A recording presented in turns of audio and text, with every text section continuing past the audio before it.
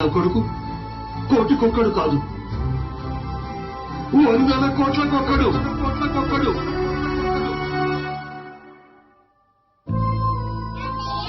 తండ్రి కొడుకుల బంధం అనేది అంత సులభంగా విడిపోయేది కాదు.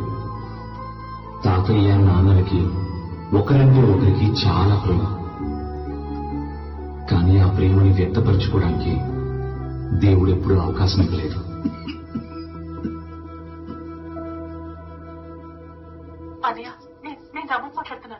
రమా, అన్నయ్య, నాన్నగారికి చాలా సీరియస్ గా ఉంది.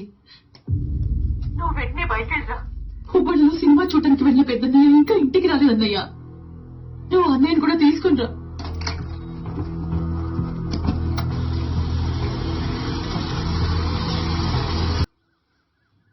విజయ్,